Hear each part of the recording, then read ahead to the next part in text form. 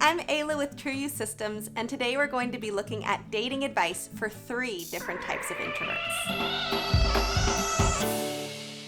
There's so much dating advice for introverts on the internet, but none of it focuses on the fact that there are really different types of introverts out there. So it can be really helpful to start off by asking yourself, what type of introvert are you? And then knowing what advice is going to be more helpful to you. Are you the sensitive soul that feels things deeply, who's really in touch with their emotions and are very sentimental? Or are you more of the cerebral type that likes logic and data and doesn't really want to talk about feelings? Or maybe it's neither of those things and it's more about wanting to be in harmony with people, going with the flow, and being at peace. So we can just describe those different types in general, but we can also use the Enneagram. The Enneagram just ascribes numbers to those different kind of characteristics. So the first one of that really deep feeling person that wants to engage with those emotions and experience them and be really real with them and authentic, the number for that is 4. And for somebody who's more interested in being cerebral and thinking about things in logic and data and also wanting to have their own personal space with that is 5. And lastly, there's wanting to be in harmony and at peace in the world and not have to experience anything that disrupts that. That's 9. These are not the only types of introverts. There's many different types of introverts, but in this video, these are the ones I'm going to be covering and giving specific advice to. So before we get into the specifics for each type, let's get into some ideas that can be helpful for introverts in general. So something to keep in mind for introverts is that you are not trying to perform like an extrovert in the dating market. There are extroverts already doing that, and you don't want to be competing with them in something that they're already 89% effective in. But that doesn't mean that you're working at a deficit. There are people going out and looking for introverts. You know, they're at the bar looking around, wishing that they were talking to an introvert who has something interesting to say. And they're like, where are the introverts? And the answer is like, not at the bar. So don't sell yourself short. You have so many great qualities being an introvert that people are really wanting. That being said, there's going to be ways to make it so that your qualities as an introvert are really able to shine out in the world. So one thing I recommend is making sure to pick a place where you feel comfortable in. And that might be a place where there's less stimulus, where it's quieter. And so you can have really a close conversation and be feeling in your element instead of feeling overwhelmed and like, I don't really want to be here. Another piece of advice I'd give to all 3 introverts and all other types of introverts out there is to keep the first date short. There's a few reasons for this, and I'm going to go into specifics for different types about that, but in general, it's that if your social battery is getting drained, you don't want to have it getting drained, and then at the end of the date, it's like you're done, but the date's still going on. So keeping it short can prevent having your social battery drained and being at your best and at your highest level of energy and being able to really connect with somebody, because that's really what you're going for, is making that connection. So all of these strategies can be helpful for all different types of introverts, but what is going to be most helpful for you? So let's start with 4s, often called the Individualists. 4s want deep connection, they want to feel deep feelings, and they want to be seen as special, unique, and different. They see the world really differently than most, and sometimes it can be hard to find people who see the world the way that they do. So one thing that can be hard for 4s getting out the door and going on the date can be just convincing themselves that it's worth meeting somebody if they're just basic. 4s often have convinced themselves that because they're so different, no one can understand them, and that's a hard way to go into a date feeling that way. This can also be hard because feeling like no one is capable of understanding you means that you may feel like you're not creating a connection with someone, which is what you're really looking for, especially for 4s. They really want that close, deep connection with somebody, and it's hard to go into it feeling like they can't possibly connect with me. This can also be hard because it can seem like no one's interesting enough, and you're really looking for things that are out of the ordinary and fascinating and mysterious and different. And so going into the date feeling like that's not possible for someone else to be can make it hard to want to go do it. So a good tip for fours for getting into a mindset where you're wanting to meet this other person and where they really are able to connect with you in some way is to remember your gift. Fours have an incredible gift for finding beauty in things that others don't see. So taking that incredible strength of being able to find something that's beautiful and fascinating and interesting that others don't find in somebody else is a huge benefit in dating, because what happens is the other person didn't realize that they have that beauty inside of them or that interesting thing, and you're pulling it out of them and recognizing that in them. And then that's where connection is happening, and that's what you're looking for. So on the outside, a person may seem kind of basic, but when you go and start talking to them more, they actually have done some really interesting things. In fact, they got really into doom metal when they were living in Norway. And now you're giving them an opportunity to talk about the weird stuff they did in Norway. And they're noticing that you're the only person that noticed that about them, and that's special and different, and that's great if you're a four. Now, fours, you also have a natural gift of being mysterious, and that is actually a really great thing in dating. But you don't want to rely on that too much or only rely on that. Oftentimes, fours will be the person who's sitting in the corner in a party and really hoping that people come towards them because they are mysterious and interesting and kind of want to know what is that person thinking. And that can be a great thing with dating, but to only rely on the person coming towards you sometimes doesn't work. But sometimes the other thing can happen, and that is that when a four is feeling like they're having that great connection with somebody that often doesn't happen, and so it's really exciting, they can all of a sudden overshare and go on super, super long dates that just keep going and going and going until eventually the other person's thinking, well, I kind of know everything about this person. I don't know if I need to see more. And so trying to find the balance is going to be really helpful for fours. So this can be a really great time to do that short date, keep things interesting and mysterious, which you have a natural gift for, but still being present and going towards the other person and not just waiting for them to come to you.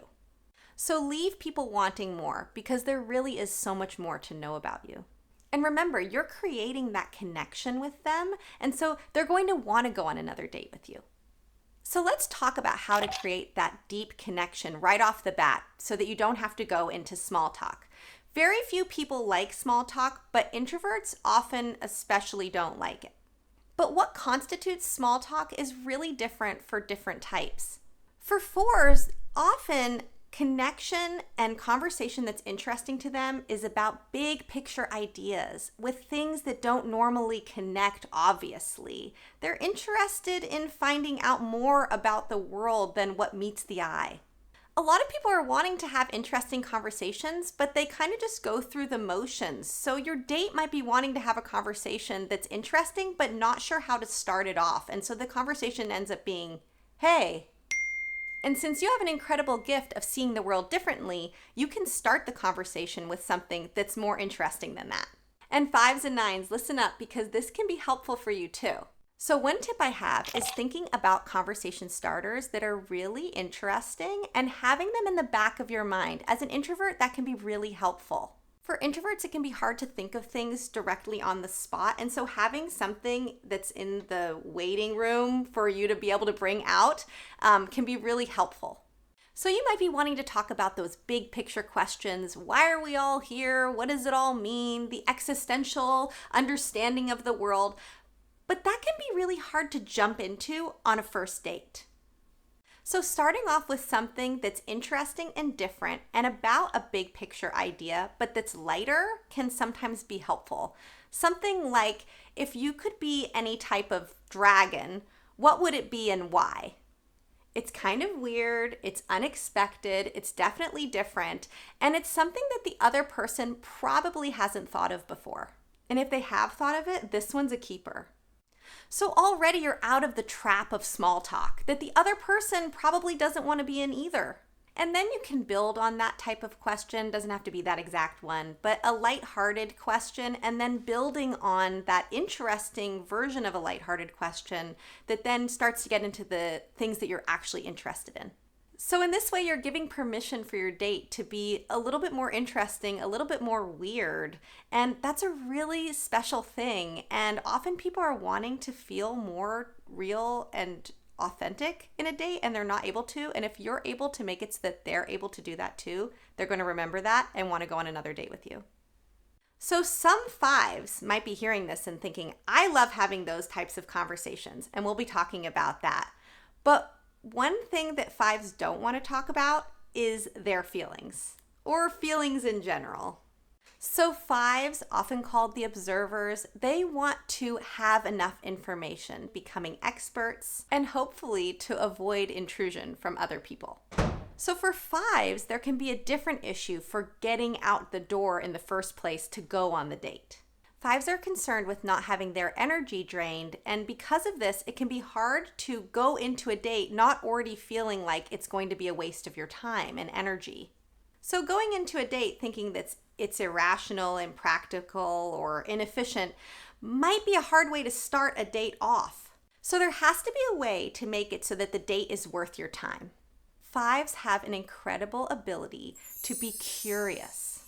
And so the hack for dating for fives is to remember that gift of being curious and bringing that into the dating experience. There's a person out there that has something that you can learn from them. So thinking that this person has some interesting information to share with you that you just don't know yet can be an exciting way to go into a date. And when that other person sees that you're curious and that you have that natural curiosity, that's really attractive. And they'll want to spend time with you because of that. And even if the person doesn't have a lot of things that maybe you can learn from them, you can think about going on a date like going on a human safari. And you're observing humans in their natural element, and that's kind of interesting in and of itself. Either way, you've created a system around seeing the date as something that's not inherently going to be a waste of your time. For fives, when you're thinking about where you want to have the date, you might want to take into consideration not just a place that's quiet that you can have a conversation, but also a place where you're not going to be interrupted. Fives often struggle with feeling interrupted often and having trouble getting back on track. And so having a place where you're not being interrupted constantly can really help you shine and be able to have the conversations you're wanting to have. So how do we make it so the conversation is interesting for a five? So one thing to ask yourself is, what kind of conversation do you like to have? So for some fives, it's those kind of off-the-wall, weird connection questions of things that don't normally go together, the ones similar to the ones that we had talked about with four. For other fives, it can be more depth into a lot of the specific details of something. So for some fives, they're wanting to have conversations like, are we in a simulation right now? And how do we know that we're not? For some fives, they're wanting deep conversations about a lot of the minutia involved in knowing a lot about something. So things like knowing all of the different kinds of trees in one area and having a lot of in-depth expert knowledge in every type of leaf pattern. Either way, they're not wanting to have small talk about how people are feeling about things or just stuff that they've been doing generally or just general average small talk. So a conversation starter could be something like, if you could create your own simulation, what would it be and why? Chances are your date hasn't heard that one and their mind is starting to move in interesting ways, and now you're having an interesting conversation that's about these big intellectual ideas. And again, you're not falling into the trap of small talk. Another question that can be helpful to start off a conversation that's more interesting can be, what are you passionate about right now? What are the hobbies that you're interested in? What's a rabbit hole you've gone down recently? What are the tabs that are open on your browser? All of these things help you to get to know each other better, but also help to talk about information and ideas. And they will see you as a curious person that's curious about them, and that is exciting. So, coming into the conversation with conversation starters, with things that you're interested in talking about, can be really helpful, but also remembering to ask questions of the other person and find ways to connect it to the types of conversations you like to have. Perhaps it's gathering more information from this person about all of the details that's involved in what they're talking about. Or perhaps it's asking more in depth questions into why they like doing what they're doing. Either way, you're helping make the conversation more interesting for you, and that's going to keep you engaged. Fives can be incredible experts in things, so finding ways to make sure that you're curious about how the other person is an expert in something else can be really attractive. And often you can find out things that are really unexpected, like this person didn't seem like they had something that I was going to be able to learn from them about, but all of a sudden you find out that they are like a free diver and you learned all these things about free diving that you never knew anything about. And that's interesting. And so keeping that curiosity going will keep the date interesting. So you have the power to make the conversation interesting and stay engaged, which is really important because fives have an amazing inner world happening inside with so many interesting ideas. And sometimes those ideas are more interesting than what's happening in front of them. And so if you can find ways to stay engaged with the person that you're talking with and find the things, stay curious and be interested in what they're talking about, that's going to really help you be present and be connected with the person. And that's really what you're hoping to create, is that connection. And if the person isn't for you, that's okay. You didn't waste your time. Another hack is to think about it this way. You just added to your mental model, and now you have even more information to go into the next date with. By the way, if this has been helpful so far, please press that like button. It lets me know what you'd like to see more of. And then we have nines, the peacemakers. They are wanting to find harmony, to not experience conflict, and to make sure that they are feeling peace internally and externally. So for nines, it can be hard to get out the door too and go on the date, but for different reasons. For nines, it's often that it's just more comfortable where you are right now, and having to make a decision about where to go and who to see and whether or not to say yes or where to do what you're doing, all of those things can be hard, and so it can just be easier to not go. Decision making can be really, really hard for nines. So what I suggest for nines is spending some time on your own thinking about what you want and what you're looking for in a date and in the date experience.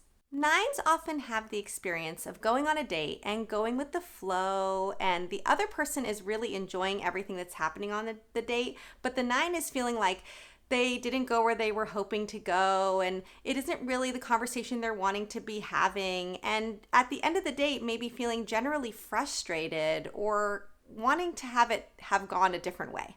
So taking some time ahead of time to have intention about what you're wanting to have happen can be really helpful. So when somebody else asks, do you want to do this or do you want to do that? Instead of it being a big decision-making process in the moment, you've already thought about it ahead of time and you're able to confidently say, this is what I want. And being able to be confident in a date and say what you want is a great thing.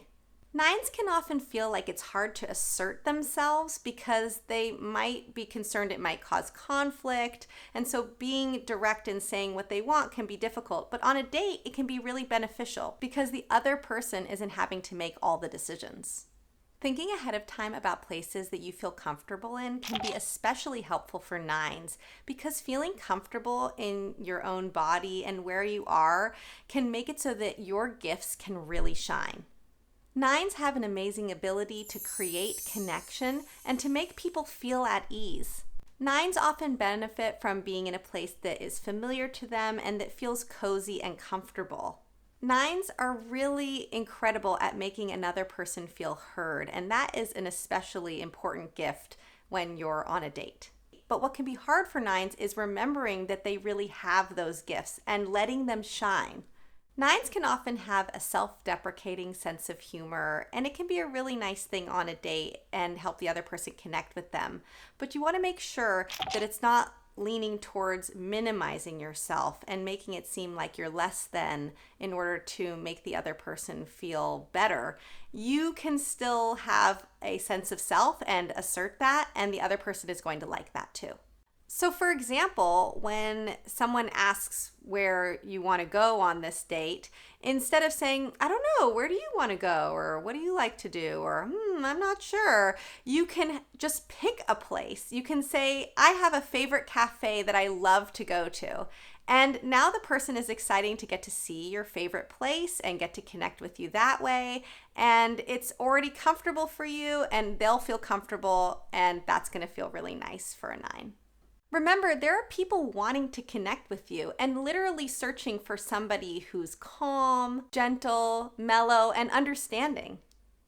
So all 3 of these very different introverts have incredible gifts. And tapping into those gifts is going to make it so that you can really shine and make it so that the other person is able to feel amazing around you as well. And ultimately on a date, that's really what you're trying to do. You're not trying to impress the other person. It's all about them feeling like, wow, I feel incredible when I'm with this other person and I want to spend more time with them. So there are definitely other introverts in the Enneagram. This was just covering those 3, but if you're interested in hearing more about other introverts on the Enneagram, let me know in the comments below. And I love hearing from all of you. I really learned so much. The comments have been incredible. And I'd love to hear from 4s and from 5s and from 9s. What were some examples that were helpful? What are things that you'd like to hear more about? I can't wait to hear from you all. Thank you so much and hope to see you again soon. Thanks. Bye.